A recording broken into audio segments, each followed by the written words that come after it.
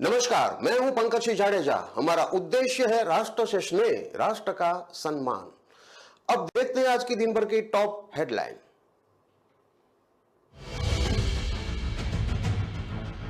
शिक्षा संस्थान के संचालक को लगाई थी चप्पट। 2 फ्लैट देने के नाम पर 2 करोड़ रुपए की ठगी करने वाला जालसाज गिरफ्तार।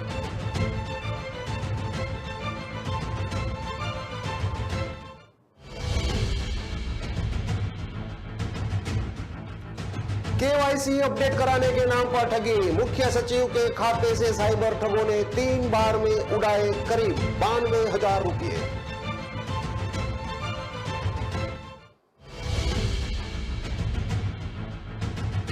ट्रक ने मारी बाइक को टक्कर, 2 की मौत। रंग पेंट का काम करते थे, रात को काम से लौटते समय हुआ हादसा।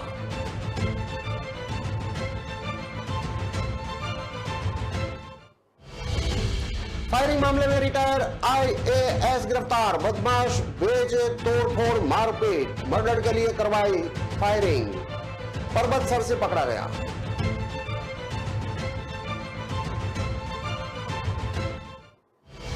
भीलवाड़ा में इनोवेशन, केले और समुद्री पौधों के फाइबर से बनाया धागा। इसकी विदेश में है मांग। 25% ज्यादा दाम पर हो रहा है निर्यात।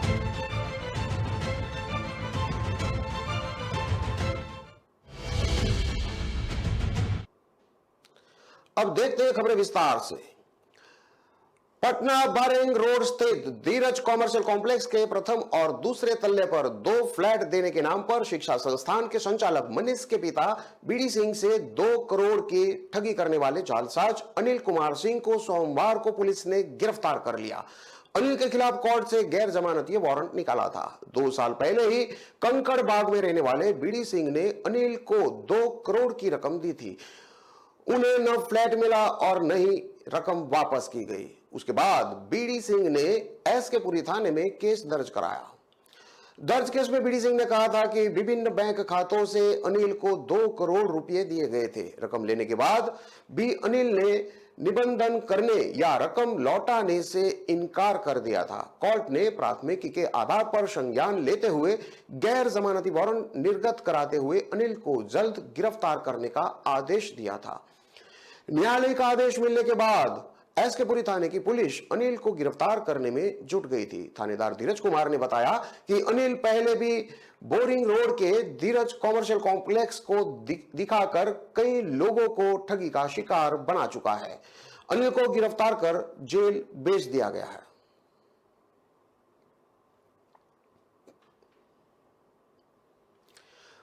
पटना के साइबर अपराधियों ने बिहार के सबसे बड़े प्रशासनिक अधिकारी यानी मुख्य सचिव आमिर सुबहानी के खाते में ही सेंध लगाकर 91,740 रुपये उड़ा लिए। साइबर अपराधियों ने 2 नंबरों से उनके 2 मोबाइल नंबरों पर 23 अक्टूबर को दिन के 11:15 बजे फोन किया। फोन करने वाले साइबर अपराधी ने कहा कि स्टेट बैंक ऑफ इंडिया में जो आपका खाता है उसका केवाईसी अपडेट नहीं है। यही नहीं, शातिरों ने केवाईसी अपडेट नहीं कराने से खाता ब्लॉक करने की भी बात कही। मुख्य सचिव को जब कुछ गड़बड़ लगा तो उन्होंने फोन काट दिया। फोन काटने के बाद मुख्य सचिव के खाते से 3 बार में रकम निकाली गई। पहली बार में 19,999, दूसरी बार में 51,990 और तीसरी बार में 19,751 रुपये की निकासी हो गई। इतनी रकम निकलने के बाद फिर उनके मोबाइल पर एक नंबर से फोन आया। उसके बाद मुख्य सचिव ने ईआईयू में केस दर्ज करा दिया। केस दर्ज होने के बाद ईआईयू के अधिकारियों में हड़कंप मच गया।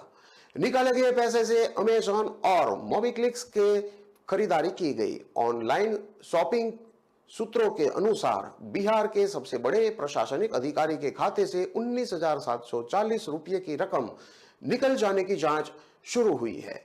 51,740 की अमेज़न से खरीदी की गई, जबकि 40,000 मोबीक्विक से। ईआईयू ने थोड़ी देर बाद ही मोबीक्विक से बात की और 40,000 की डिलीवरी रुकवा दी। उस वक्त तक सामान की डिलीवरी नहीं हुई थी। वहीं अमेज़न से हुई डिलीवरी की जांच करने में ईआईयू जुटी हुई है। जामताड़ा और राजस्थान गिरोह के शामिल होने की इसमें आशंका है। हाई प्रोफाइल मामला होने की वजह से कोई भी अधिकारी कुछ बताने से इनकार कर रहे हैं। सूत्रों के अनुसार मुख्य सचिव के खाते में सेंध लगाने वाले साइबर अपराधी जामताड़ा और राजस्थान गिरोह के हो सकते हैं। हालांकि कोई भी अधिकारी फिलहाल इसकी आधिकारिक पुष्टि करने से बच रहे हैं। अमेज़न या मोबीक्विक से ऑनलाइन शॉपिंग बिना ओटीपी दिए संभव नहीं है। ऐसे में मुख्य सचिव के खाते से बिना ओटीपी के कैसे ऑनलाइन शॉपिंग की गई, ये एक पहला सवाल है। दूसरा सवाल है कि ऑनलाइन शॉपिंग के लिए वॉलेट बनता है, जहां वेरिफिकेशन के लिए भी ओटीपी चाहिए होता है। ऐसे में आखिर कैसे सब कुछ संभव हुआ?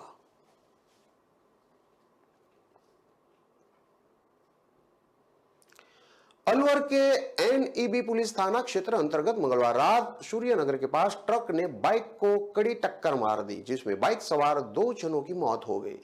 लक्ष्मणगढ़ इलाके के खोगांव निवासी हाल अलवर के बेला का निवासी भागचंद रघुनाथ और संजय मदन लाल अलवर में रंग पेंट का काम करते थे। दोनों मंगलवार रात को काम करके 8 बजे बाइक से घर बेला का जा रहे थे। सूर्यनगर के पास एक ट्रक ने बाइक को टक्कर मार दी। भागचंद की तो मौके पर ही मौत हो गई। संजय ने अस्पताल में दम तोड़ दिया।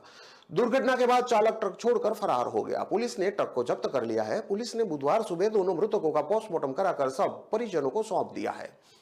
पुलिस ने बताया कि दोनों मृतक बेला का गांव के हैं। भागचंद के 2 बेटे हैं, वही संजय के 3 बेटियां हैं। रात को ही इन परिवारों में कोहराम मच गया। त्योहार की खुशियां मातम में तब्दील हो गई।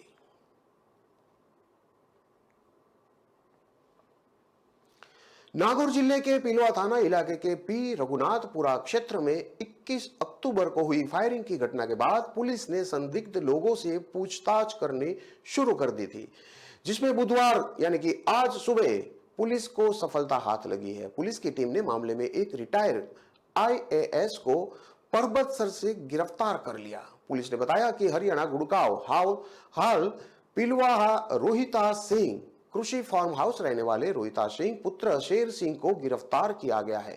आरोपी ने गुंडे भेजकर तोड़फोड़, मारपीट और जान से मारने की नीयत से फायरिंग करवाई थी, जिसमें एक महिला को गोली लग गई थी। इस फायरिंग में पिलवा, चितावा, परबतसर और क्यूआरटी टीम की संयुक्त रूप से कार्रवाई की गई थी। एएसपी चौधरी ने बताया कि बदमाशों की तलाश में गठित की गई पुलिस टीमें हरियाणा के लिए रवाना होगी। ये प्रकरण से जुड़े लोगों को पुलिस द्वारा चिन्हित किया गया है। घायल महिला का अजमेर के जय एलएन अस्पताल में इलाज चल रहा है। वह अब खतरे से बाहर बताई जा रही है। पीड़ित परिवार की रिपोर्ट पर पुलिस ने मामला दर्ज कर जांच शुरू कर दी है। घटनास्थल पर स्थित 82 बीघा जमीन की कीमत करीब 20 करोड़ आंकी जा रही है। शनिवार को पीड़ित परिवार के विजेंद्र सतवीर सिंह ने रिपोर्ट पेश कर बताया कि उनकी खातेदारी भूमि खरसरा पीह में स्थित है। पड़ोसी रोहिता सिंह, राहुल, राजेंद्र, विजयपाल वगैरह पिछले 6 महीने से परिवार वालों को गोलियां चलाकर जान से मारने की धमकी दे रहे थे। यह सभी लोग कातिलाना हमला करने की नीयत से योजना बना रहे थे। अजय सिंह यादव ने वारदात से पहले पूरी रेकी की थी। इन लोगों ने पूरी प्लानिंग के साथ हथियारों से लैस होकर पीड़ित परिवार पर हमला कर दिया। घटना में मां कृष्णा देवी को गोली लग गई थी, जिसका अजमेर के राजकीय चिकित्सालय में इलाज चल रहा है। बदमाशों ने 7 साल के बच्चे विजय की कनपट्टी पर पिस्तौल तान दी थी और सभी को बाहर निकलने के लिए कहा था। जैसे ही मां कृष्णा बाहर निकली तो बदमाशों ने उसे गोली मार दी। बदमाशों मकान में रखी नकदी और जवेरात भी लूट लिए और वहां से भाग गए थे। फिलहाल पुलिस ने अब तक एक भी बदमाश को गिरफ्तार नहीं किया है। हालांकि मामले में पुलिस का कहना है कि वारदात में शामिल बदमाशों की पहचान की जा चुकी है। जल्दी सभी बदमाशों को गिरफ्तार कर लिया जाएगा। इसके लिए हरियाणा पुलिस की एक टीम भेजी गई है। उम्मीद है कि सभी आरोपियों को जल्दी ही सलाखों के पीछे धकेल दिया जाएगा।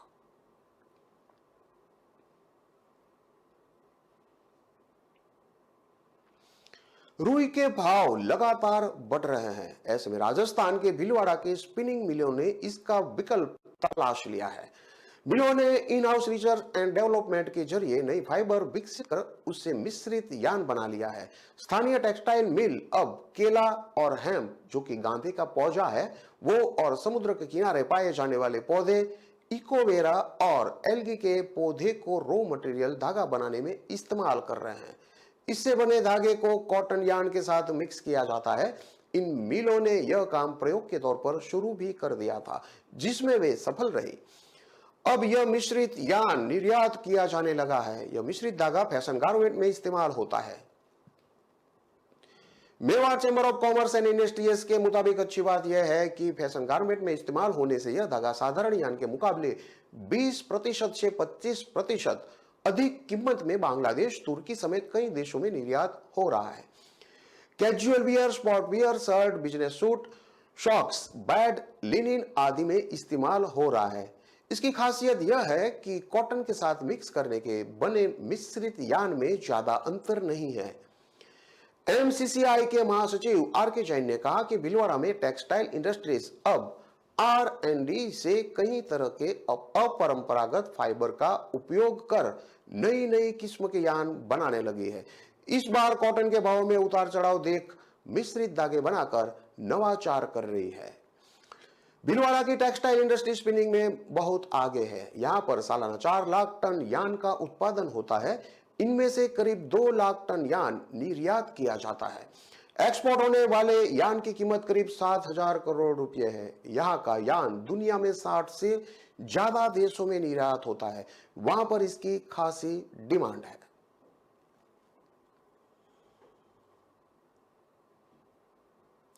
खबरों में लेते हैं अब एक छोटा सा विराम।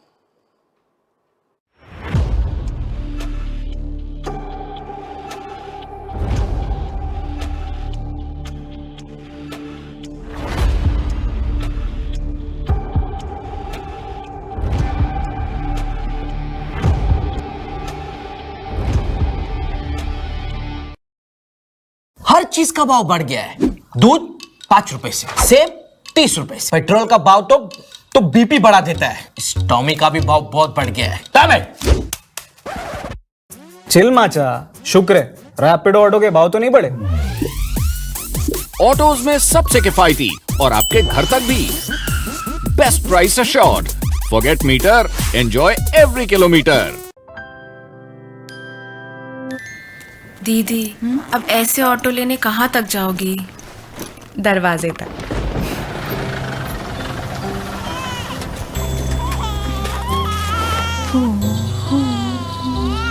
जो सोचे जो चाहे वो करके दिखा दे।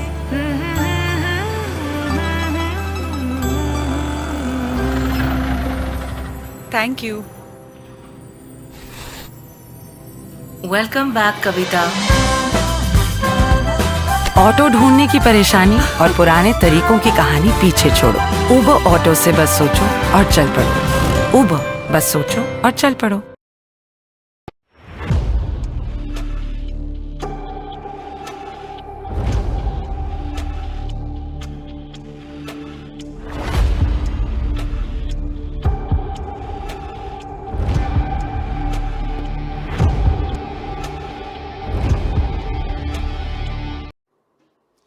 विराम के बाद एक बार फिर से आपका स्वागत है। अब देखते हैं आगे की और खबरें। कानपुर आउटर के सिराजपुर में एक दलित नाबालिग से गांव के दबंग ने खेत में दबोचकर दुष्कर्म किया। इसके बाद मौके से भाग निकला। मामले की जानकारी किशोरी ने परिजनों को दी तो उन्होंने सिराजपुर थाने में रिपोर्ट दर्ज कराने को तहरीर दी। आरोपी की थानेदार ने रिपोर्ट लिखने के बजाय पीड़िता को ही थाने में बिठा लिया और पूछताछ शुरू कर दी। इतना ही नहीं, समझौता के दबाव बनाया। देर रात मामला अफसरों तक पहुंचा। उनके दबाव पर एफआईआर दर्ज की गई। पीड़िता का आरोप है कि मंगलवार सुबह वह खेत की ओर गई थी। वहां पहले से घात लगाए बैठे गांव के अवनीश ने सन्नाटे का फायदा उठाते हुए जबरन दबोच लिया, दुष्कर्म किया। इसके बाद किसी को बताने पर जान से मारने की धमकी दी। किशोरी ने घर पहुंचकर माता पिता को मामले की जानकारी दी। आरोप है कि थाना प्रभारी ने मामले में रिपोर्ट दर्ज करने के बजाय पीड़ित परिवार पर ही लांछन लगाते हुए पूछताछ शुरू कर दी। इतना ही नहीं, थाने में घंटों बिठा कर रखा। आरोपी के रसूखदार होने के चलते पीड़ित से समझौते का दबाव बनाया। शाम तक मामले की जानकारी सोशल मीडिया से एसपी आउटर तेज स्वरूप सिंह, एडीजी भानु भास्कर समेत अन्य अफसरों को होने पर उन्होंने मामले का संज्ञान लिया। थाना प्रभारी को फटकार लगाई, तब जाकर मामले में रिपोर्ट दर्ज हो सकी। एसपी आउटर तेज स्वरूप सिंह ने बताया कि मामले में तहरीर के आधार पर आरोपी अवनीश के खिलाफ रेप, पॉक्सो एक्ट, एसटी/एसटी एक्ट और मारपीट समेत अन्य धाराओं में एफआईआर दर्ज की गई है। आरोपी की गिरफ्तारी के लिए टीमें दबिश दे रही हैं। पीड़ित बच्ची को बुधवार को मेडिकल कराया जाएगा। जांच रिपोर्ट और मजिस्ट्रेट बयान के आधार पर आगे की कार्रवाई की जाएगी। पीड़ित परिवार ने थानेदार पर आरोप लगाया है कि दोपहर को तहरीर दी और देर रात तक एफआईआर दर्ज की है। थाने में घंटों बैठा रखा। इन सभी आरोपों की जांच की जा रही है।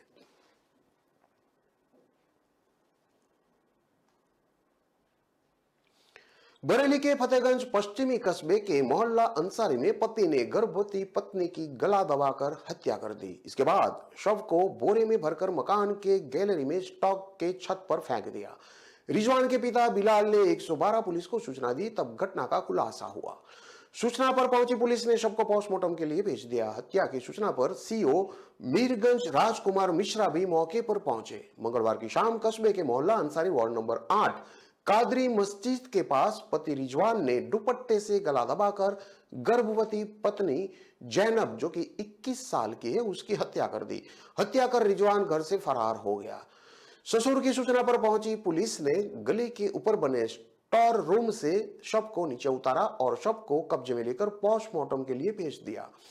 रिजवान ने मोहल्ले के ही जैनब से 7-8 माह पहले प्रेम विवाह किया था। मृतक के पिता शब्बीर अहमद ने ससुर बिलाल, दामाद रिजवान, ननंद जिन्नत, नंदोय अब्दुल पर आरोप लगाते हुए पुलिस को तहरीर दी है।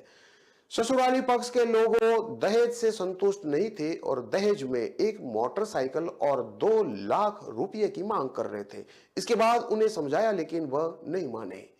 मंगलवार की शाम 7 बजे दुपट्टे से गला दबाकर हत्या कर दी। पिता ने बताया कि मेरी पुत्री गर्भवती थी। इंस्पेक्टर राजेश सिंह ने बताया कि पति ने ही पत्नी की दुपट्टे से गला दबाकर हत्या की है। शव को पोस्टमार्टम के लिए भेज दिया गया है।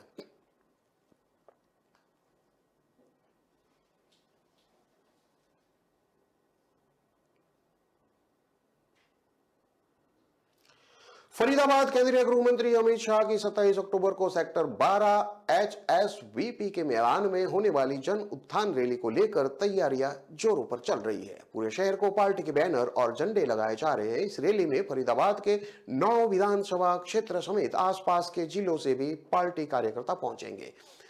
रैली के संयोजक एवं केंद्रीय राज्य मंत्री कृष्णपाल गुर्जर ने कहा कि रैली में कितनी भीड़ आएगी, रैली के दिन खुद ही इसका अंदाजा लगाइएगा, क्योंकि यह रैली अब तक की सबसे ऐतिहासिक रैली होगी। वह मंगलवार को सेक्टर 11 स्थित एक रेस्टोरेंट में पत्रकारों से वार्ता कर रहे थे। केंद्रीय मंत्री ने कहा कि रैली सफल बनाने के लिए पार्टी के सभी विधायक और संगठन मिलकर काम कर रहे हैं। हर एक बूथ से कार्यकर्ताओं को रैली में शामिल करने का लक्ष्य रखा गया है। करीब 40 मिनट की प्रेस वार्ता में केंद्रीय मंत्री प्रधानमंत्री नरेंद्र मोदी और मुख्यमंत्री मनोहर लाल की गुणगान करते रहे। शहर की समस्याओं, खासकर सीवर ओवरफ्लो, सफाई और सड़कों पर हुए गड्ढों का जवाब देने से बचते रहे। सवाल पर उन्होंने कहा कि पिछले 8 साल में शहर का जितना विकास हुआ उतना 40 वर्षों में भी नहीं हुआ। केंद्रीय मंत्री ने बताया कि जन उत्थान रैली को गृह मंत्री अमित शाह के अलावा मुख्यमंत्री मनोहर लाल, रेल मंत्री अश्विनी वैष्णव, त्रिपुरा के मुख्यमंत्री एवं हरियाणा के प्रभारी विप्लव देव, भाजपा संसदीय बोर्ड की सदस्य सुधा यादव, प्रदेश अध्यक्ष OP धनखड़, मंत्री अनिल विज समेत अन्य मंत्री रेल मंत्री को संबोधित करेंगे। जन उत्थान रैली में फरीदाबाद को क्या सौगात मिलने वाली है, इस सवाल पर केंद्रीय राज्य मंत्री ने कहा कि 8 साल में मोदी और मनोहर लाल ने शहर को बहुत कुछ दिया है, अब मांगने की जरूरत नहीं है। केंद्रीय राज्य मंत्री कृष्णपाल गुर्जर और प्रदेश के परिवहन मंत्री मूलचंद शर्मा ने रैली स्थल का निरीक्षण किया। पुलिस और प्रशासनिक अधिकारियों से सुरक्षा आदि के बारे में जानकारी ली। मंत्रियों ने रैली स्थल पर VIP स्टेज, मीडिया गैलरी, सांस्कृतिक टीमें, महिलाओं तथा पुरुषों के उचित बैठने के स्थानों के निर्धारण, रैली में आने वाले लोगों की सुविधा के लिए की जा रही व्यवस्था को देखा। उन्होंने कहा कि जिस भी अधिकारी को जहां दायित्व सौंपा है वह निर्धारित समय में काम पूरा करना सुनिश्चित करे। गृह मंत्री ने आगमन को लेकर सरकार ने जो गाइडलाइन जारी की है उनके अनुरूप सभी विभागों के अधिकारी और कर्मचारी अपनी ड्यूटी पर मौजूद और मुस्तैद रहे। इस मौके पर विधायक सीमा तिखरा, नरेंद्र गुप्ता, राजेश नायर, नयनपाल रावत, पलवल विधायक दीपक मंगला, मुख्यमंत्री के राजनीतिक सचिव अजय गौड़, बीजेपी के प्रदेश महामंत्री संदीप जोशी, जिला अध्यक्ष गोपाल शर्मा, चंडीगढ़ मुख्यालय से प्रशासनिक अधिकारी महावीर प्रसाद समेत अन्य अधिकारी खास तौर पर मौजूद रहे।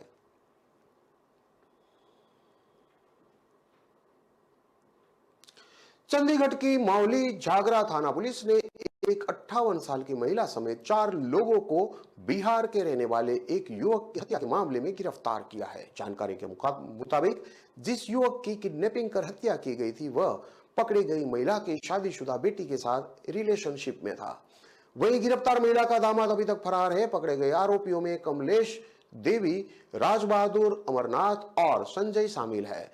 कमलेश का दामाद नेमपाल भागा हुआ है। उसे पकड़ने के लिए पुलिस की छापेमारी जारी है। मामले में 23 वर्षीय युवक धनंजय को किडनैप कर उसकी हत्या का आरोप इन 5 पर लगाया गया है। पुलिस के मुताबिक मृतक कमलेश की शादीशुदा बेटी शालू के साथ रिलेशनशिप में था। वह पिछले 3 महीने से शालू के साथ मौली गांव में रहता था। इसी के चलते उन्होंने धनंजय को मौत के घाट उतार दिया। पुलिस जांच में सामने आया कि धनंजय को 19 सितंबर को किडनैप कर उसकी हत्या की गई थी। बीते 23 अक्टूबर को उसकी सड़ी हालत में लाश मोरनी के जंगल इलाके में सुनसान जगह पे मिली। मामले में गवाह शालू के बयान पर CRPC 164 के तहत मजिस्ट्रेट के समक्ष दर्ज किए गए थे। शालू अपने पति की जगह धनंजय के साथ रहने लगी थी। उसके और नेमपाल के 4 बच्चे हैं। शालू ने धनंजय की गुमशुदगी की शिकायत पुलिस को दर्ज करवाई थी। वहीं गुमशुदगी की जानकारी पाकर धनंजय का बड़ा भाई रंजय कुमार बिहार से 17 अक्टूबर को आया। उसकी शिकायत पर पुलिस ने FIR दर्ज कर जांच शुरू कर दी है। शालू ने रंजय को अपने और धनंजय के रिश्ते और इसको लेकर परिवार एवं रिश्तेदारों के विरोध के बारे में बताया था। वहीं उसने कहा था कि उसने कमलेश, नेमपाल और 3 अन्यों को मौली जागरा में उसके घर घुसकर धनंजय की बुरी तरह पिटाई करते हुए देखा था। इसके बाद वह उसे ऑटो में डाल ले गए थे। इसके बाद जब उसने धनंजय के बारे में नेमपाल से पूछा तो उसने कहा कि उसे बिहार की ट्रेन चढ़ा दी गई है और आगे से वह उसे संपर्क नहीं करेगा। पुलिस मामले में संबंधित ऑटो रिक्शा बरामद कर चुकी है। शालू का पति कथित रूप से शराब पीने का आदी बताया जा रहा है और उसकी पिटाई करता था। ऐसे में शालू उससे अलग होना चाहती थी। धनंजय उसे अच्छा आदमी लगा था जो उसके बच्चों की भी देखभाल करता था। उसने शालू और बच्चों के लिए बैंक खाता भी खोल रखा था। धनंजय के साथ शालू के रिश्ते की जानकारी पाकर उसके पति और मां एवं अन्यों ने इस वारदात को अंजाम दिया था।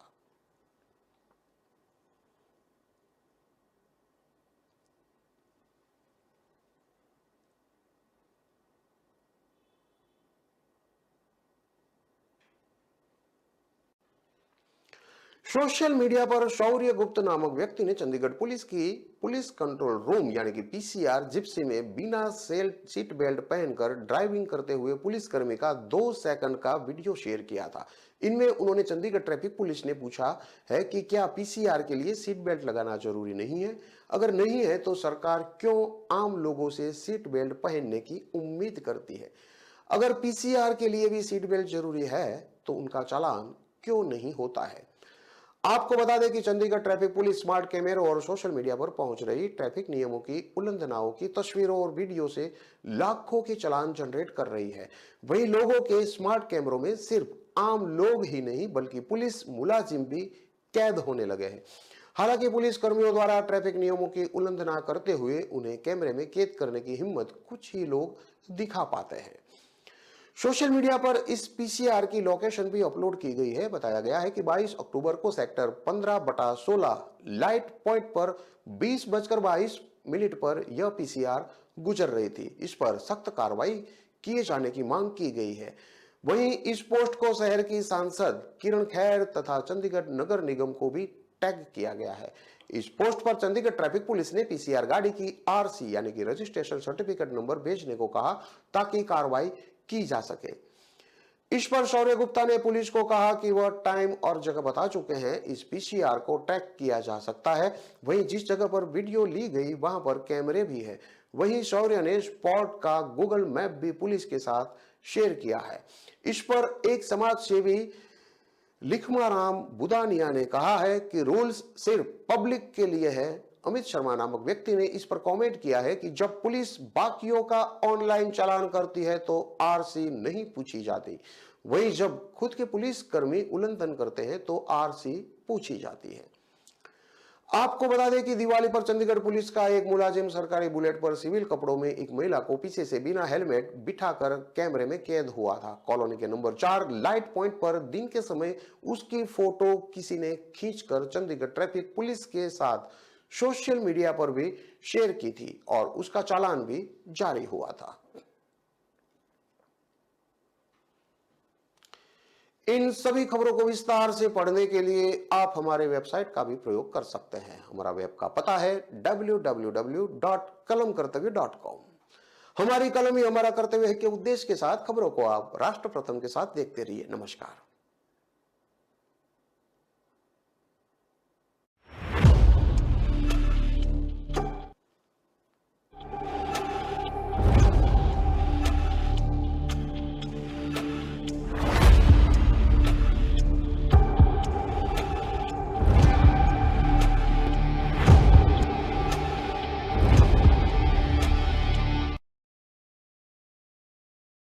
दिल का पर